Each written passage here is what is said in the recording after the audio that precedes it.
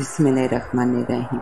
मैंने खाना खाया और आरफ के घर की तरफ रवाना हो गया और तकरीबन 2 घंटे के बाद इसके घर था। मैंने इसको कहा कि चलो मेरे साथ और वो मेरे साथ चल दिया। मैं इसको लेकर अपने घर आ गया।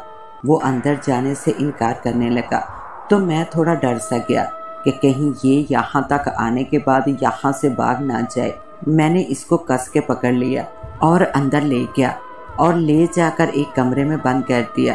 हो सकता था कि मैं इसे माफ़ कर देता, लेकिन अगर माफ़ कर देता तो नताशा का बदला पूरा नहीं होता और नताशा बेगुनाह लड़कियों को मारती रहती और कभी भी अपनी माँ से ना मिल सकती। और फिर नताशा को बता दिया कि मैं आरफ को ले आया हूँ। ये सुनकर नताशा की खुशी की इंतहा न रही और वो बच्चों की तरह उछलने लगी। मैंने कहा मार दो इसे। नताशा बोली मारने के लिए इंतज़ार करना होगा। मैंने कहा वो क्यों? कहने लगी वो इसलिए कि मैं रात को 12 बजे यहाँ पर कैद हुई थी और 12 बजे ही मर गई थी, इसलिए आरफ भी 12 बजे के बाद ही मर सकता है। मेरी ताकत 12 बजे के बाद ज़्यादा होती है।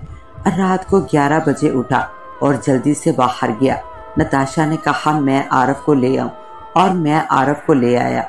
आरफ नताशा को देखकर बहुत डर गया और भागने की कोशिश करने लगा, लेकिन नताशा ने इसे हिलने भी ना दिया।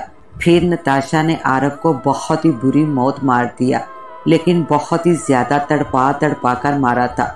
मैं पास ही खड़ा था, लेकिन मुझे ज़रा भी तरस ना आया था।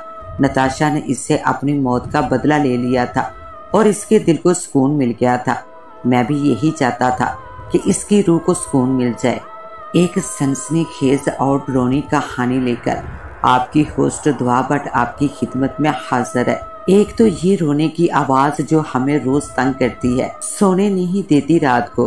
और रात को 12 बजे, वो भी फरवरी में इतनी सख्त सर्दी में कौन रोता है। एक इस लड़की ने सोना भी 2 बार कर दिया है। एक हमारा काम इतना सख्त है, थक कर घर आकर आराम करना होता है और ये रोना शुरू हो जाती है। दूसरी तरफ से आवाज़ सुनाई दी, अम्मी अम्मी मुझे बहुत डर लग रहा है। ये कौन है, कहाँ से आई है और क्यों रोज़ाना रोती है? हमें वो फिर से मुझे वही साया दिखाई दिया। इतने में मैं और असद कमरे से बाहर निकल आए और रमीन अभी तक रोए जा रही थी। मैं गुस्से में बोला, खामोश हो जाओ प्लीज़, खुदा का वास्ता है। मैं इस जगह से बहुत तंग आ चुका हूँ और तुम ऊपर से रोए जा रही हो। अम्मी ने मुझे खामोश रहने को कहा और कहा मैं अपने कमरे में जाऊँ, और फिर मैं अपने कमरे में चला गया। कुछ दिनों तक अब्बू ने आ जाना था। अब्बू बिजनेस के सिलसिले में अमेरिका गए हुए थे और फिर आरसर अमीन अम्मी के साथ सो रही थी। जब मैं अपने कमरे में आया तो ऐसा लगा जैसे कमरे में मुझे पायल की आवाज़ सुनाई दी हो। मैंने जल्दी से देखा तो कुछ भी नहीं था। मैंने अपना वहम समझकर दरवाज़ा बंद किया और फिर अपने बिस्तर पर लेट गया और जल्दी फिर नींद आ गई। और रात 2 बजे तो मुझे फिर से रोने की आवाज़ सुनाई दी। ये आवाज़ हमें पिछले 2 महीनों से आ रही थी। हम एक ही गांव में रहते हैं और हमारा बिजनेस शहर में था, इसलिए हमने फैसला किया कि हम शहर में शिफ्ट हो जाएंगे। काफ़ी देर शहर में घर ढूंढा मगर ना मिला। फिर एक हवेली नुमा घर मिला। इसके दाम भी ज़्यादा महंगे ना थे और हमें जल्दी भी थी। कहते हैं ना कि जल्दी का काम शैतान का होता है। सो हमने घर खरीद लिया। हम इस घर में 3 माह से रह रहे थे। पहले 15 दिन कोई भी वाकया ना हुआ था, लेकिन अब हर रोज़ कोई ना कोई वाकया हो रहा था, जिसकी वजह से हर कोई परेशान था। कभी चाबी गुम हो जाती और कभी ऑफिस के लिए ब्लैक शर्ट निकालता हूँ तो ब्लैक की जगह रेड होती है और फिर मैं ऑफिस से लेट हो जाता हूँ। और जब रमीन के कॉलेज का टाइम होता है तो कोई ना कोई किताब इधर उधर हो जाती है और वो भी लेट हो जाती है। पता नहीं ये कौन है और क्या चाहती है और हमें क्यों तंग करती है। मैं इन सब चीज़ों को मानता तो नहीं, लेकिन मानना पड़ रहा है क्योंकि जो कुछ हो रहा था वो सब मेरे सामने था। अक्सर रात को सेहन में कोई लड़की दिखाई देती है, लेकिन इसका चेहरा नहीं दिखाई देता। इससे डर सा महसूस होता है।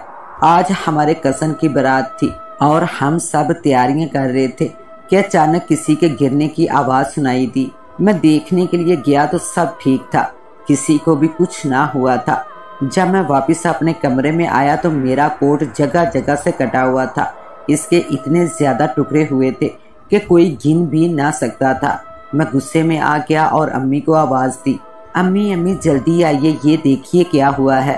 امی دیکھ کر حیران ہو گئی اور کچھ ہی وقت میں ہمیں حال پہنچنا تھا اور میں اپنا پرانا کوٹ پہن کر گیا کیونکہ سردی بہت زیادہ تھی۔ کوٹ کے بغیر مر ہی جاتا۔ ویسے داد دینی چاہیے لڑکیوں کو جو اتنی سردی میں بھی ہاف بازو والے کپڑے پہن لیتی ہیں۔ اب واپس آئے تو ہم سب کے استان خطا ہو گئے۔ ہمارے گھر کی ہر چیز ہوا میں لہرا رہی تھی اور دیوار پر بہت سارا خون تھا۔ ہماری تصویروں پر خون لگا ہوا تھا اور وہ اچانک گر کر ٹوٹ گئی۔ ہم سب بہت ڈر گئے تھے، جیسے ہمارے پیروں تلے سے زمین نکل گئی ہو۔ جب تصویریں گری تو رمین بھی ہوش ہو گئی اور ہم جلدی سے اسے قریبی ہاسپٹل لے گئے۔ جب ہم گھر واپس آئے تو رمین بچوں کی طرح ضد کر رہی تھی، بار بار ایک ہی لفظ کہہ رہی تھی، مجھے اس گھر میں نہیں جانا، بھائی آپ ہی کچھ کریں، مجھے اس گھر میں نہیں جانا۔ میں نے رمین کو سمجھایا، کہا ہمارا گھر اب یہی ہے اور ہم کہاں جائیں گے، سمجھنے کی کوشش کرو میری بہن۔ پھر رمین چپ ہو گئی اور ہم گھر آ گئے تو ایک بار پھر سے ہمیں جھٹکا سا لگا کیونکہ ہر چیز اپنی جگہ پر تھی۔ نہ کرسیاں ہوا میں تھی اور نہ دیواروں پر خون تھا، اور ہماری تصویریں بھی بالکل ٹھیک تھی۔ گھر کا سارا سامان اپنی جگہ پر تھا۔ پھر ہم سب اندر چلے گئے۔ جب ہم اندر گئے تو ایک عجیب سی گرمی محسوس ہوئی۔ تھوڑی دیر ہم ہال میں ہی سب اکٹھے بیٹھے ہوئے تھے۔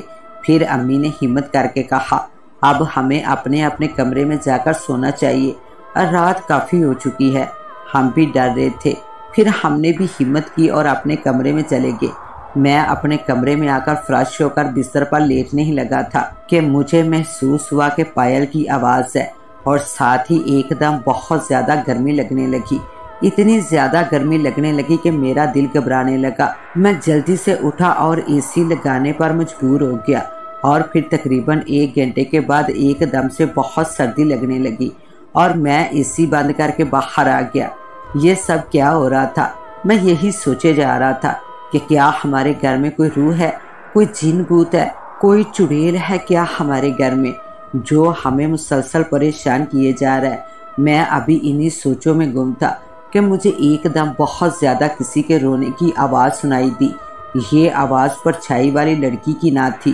میں آواز کی طرف ہی کھینچتا چلا گیا۔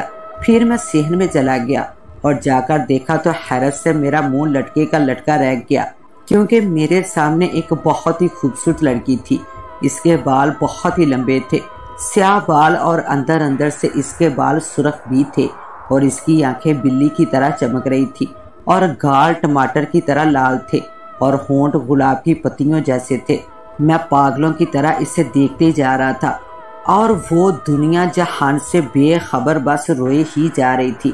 میں نے ہمت کر کے اس سے پوچھا، کون ہو تم اور کیوں رو رہی ہو اور اتنی رات کو ہمارے گھر کیسے آئی ہو؟